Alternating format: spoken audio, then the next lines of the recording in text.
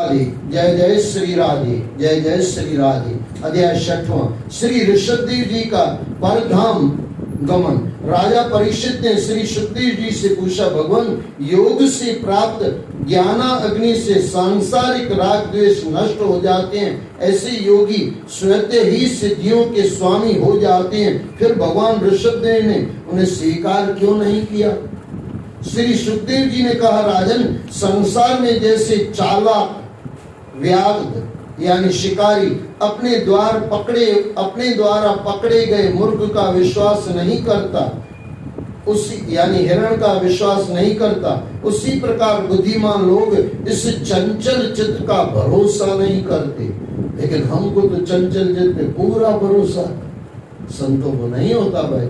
ऐसा आप्त ऋषियों ने कहा भी है कि इस चंचल चित्त का कभी भरोसा नहीं करना चाहिए, इससे कभी मैत्री नहीं करनी चाहिए। इसका विश्वास करने से ही मोहिनी रूप में फंसकर महादेव जी का अखंड तप क्षीण हो गया था। महादेव जी का क्षीण हो गया था भाई। हम किस खेत की मूली है भाई? जैसे व्यभिचारिणी स्त्री पर पुरुष से अपनी विश्वासी पति का वध करा देती है, जैसे व्यभिचारिणी स्त्री पर पुरुष से अपने विश्वासी पति का वध करा देती है, उसी प्रकार जो योगी अपने मन पर विश्वास करते हैं, वे मन के वशीभूत होकर काम क्रोध आदि शत्रुओं के आक्रमण से अपनी साधना को नष्ट कर डालते हैं। यह मन काम क्रोध मद लोभ मोह और भय तथा कर्म बंधनों का उद्गम स्थल है। कोई भी बुद्धिमान व्यक्ति इस पर विश्वास कैसे कर सकता है? भगवान ऋषभदेव यद्यपि स्वयं श्री हरि के अंश थे, उनके अवतार थे, परंतु मूर्ख पुरुषों की बाती आचरण करके वे अपने सत्य स्वरूप को छिपाए रखते थे। उन्होंने योगियों को देह त्याग की विधि सिखाने के लिए ही अपना शरीर छोड़ा था। उन्होंने अपने अंतकरण में परमात्मा के स्वरूप के साथ योग करते हुए अपनी संपूर्ण वासनाओं को वर्जनाओं को नियंत्रण किया और शरीर के अभिमान से मुक्त होकर भगवान में लीन हो गए। देखो रास्ता हमको भी गुरु बता रहे हैं। शरीर के अभिमान से, जो भी अभिमान है ना, शरीर से बनाया है कुछ, उसका ही अभिमान है ना। ज्ञानी है तो शरीर में बैठे हुए, इसके लिए ज्ञानी लग रहे। ज्ञानी क्या भाई? परम तत्व क्या ज्ञानी? थोड़ा मिटा देने के मैं ज्ञानी, ये सब अज्ञान निकल जाए। मैं ज्ञानी हूँ, इसका भी अज्ञान चढ़ जाता है। हाँ, कई लोगों को हो जाता है मैं ज्ञानी। ये सबसे बड़ा अज्ञान है कि मैं ज्ञानी। अभिमान से मुक्त होकर भगवान में लीन हो गए। उन्होंने अपना यह शरीर कर्नाटक प्रदेश के कुटकाचल वन में बांसों के झुरमुट के पास छोड़ा था। बाद में दावानल भड़क उठने से उस वन में आग लग गई और ऋषभदेव जी का शरीर जलकर भस्म हो गया।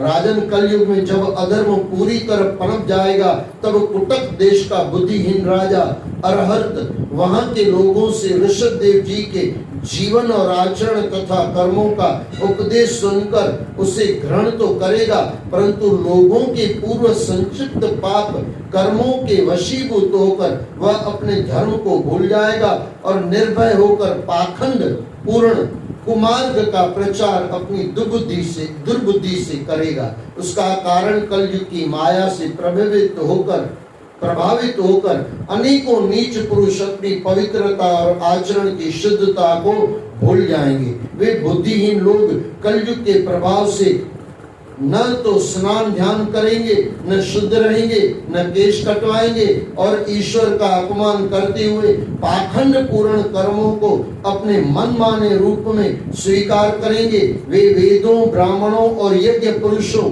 भगवान विष्णु की निंदा करने में पीछे नहीं रहेंगे। आज देख लो, आजकल देखना हो रहा है, कहाँ भगवान है, क्या है, किसने परमात्मा देखा है। इतना भी ज्ञान का उसको शैता नहीं होता। बातें ऐसी करेगा जैसे ग्रंथ ही इसने लिखे, या ग्रंथ इसको पूछ के लिखे गए, या सब ग्रंथ झूठे, यही सच्चा।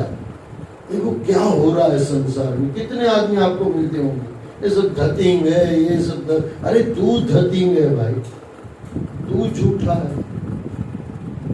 वे वेदों, ब्राह्मणों और यज्ञ पुरुष भगवान विष्णु की निंदा करने में पीछे नहीं रहेंगे। वे अपनी स्वच्छंद वृत्ति किससे मत वाले होकर घोर नरक में गिरेंगे। राजन, भगवान का यह अवतार सांसारिक राग रंग से भरे हुए लोगों को मोक्ष का मार्ग दिखाने के लिए हुआ था। उनके गुणों का वर्णन करते हुए लोग कहा करते थे कि 7 समुद्रों वाली इस पृथ्वी के सभी द्वीपों में भारतवर्ष अत्यंत पुण्य भूमि है। यहाँ के लोग श्री हरि के परम भक्त हैं और नित्य उनके मंगलमय रूप के गीत गाते हैं। यहाँ पर राजा प्रियव्रत का वंश बड़ा ही उज्जवल और यश कीर्ति से संपन्न हुआ था। उस वंश में आदि पुरुष श्री नारायण ने ऋषभदेव जी के रूप में अवतार लिया था, जो प्रजा को मोक्ष का मार्ग दिखाने वाले थे। सहज प्राप्त सिद्धियों को भी असत्य मानकर उन्होंने उनका त्याग कर दिया था। फिर कोई योगी उनकी सम्मानता कैसे कर सकता है? राजन, इस प्रकार संपूर्ण वेदों, लोक, देवता, ब्राह्मण और गौओं के परम गुरु भगवान ऋषभदेव जी का पावन चरित्र मैंने तुम्हें सुनाया। यह चरित्र मनुष्य के सभी पापों को हरने वाला और मोक्ष के मार्ग पर ले जाने वाला है। जो लोग नित्य भक्ति भाव से इस चरित्र को सुनते सुनाते हैं, उन्हें सहज ही भगवान वासुदेव की प्रीति प्राप्त हो जाती है। राजन, भगवान श्री कृष्ण पांडवों और यदुवंशियों के मित्र, सखा और रक्षक हैं। वे उन्हें इष्ट और गुरु दोनों हैं। वे उनके इष्ट और गुरु दोनों हैं। वे उनके हर कार्य को सेवक की भांति करने में भी पीछे नहीं रहते। वे अपने भक्तों के लिए सदैव तैयार रहते हैं और उन्हें मुक्ति प्रदान करते हैं। परंतु मुक्ति से भी बढ़कर जो भक्ति योग है, वह किसी किसी को ही प्राप्त होता है, क्योंकि उसके लिए पूर्ण समर्पण भाव की आवश्यकता होती है। देखो, ये वापस आया, समर्पण भाव, पूरा डूब जाना है, न इधर देखना न उधर देखना। जैसे तैरने वाले आदमी को आप देखो, पूरा जब तक नदी में डूबेगा नहीं ना, यानी जाएगा नहीं ना, तब तक तैर नहीं पाएगा। आधा जमीन में हो, आधा नदी में हो, कैसे तैरेगा? परमात्मा की तरफ भी वही पहुंच सकता है जो पूरा डूब जाता है। यहाँ बार बार, कितनी बार आपने सुना होगा, पूर्ण समर्पण भाव की आवश्यकता होती है। हम उन ऋषभदेव जी को यहाँ नमन करते हैं, जिन्होंने निस्वार्थ भाव से चिरकाल तक सांसारिक भोग वासनाओं से पड़े हुए लोगों को मोक्ष का मार्ग दिखाया। अध्याय 6 समाप्त हुआ। सद्गुरुदेव भगवान की जय। जय जय श्री राधे, जय जय श्री राधे, जय जय श्री राधे।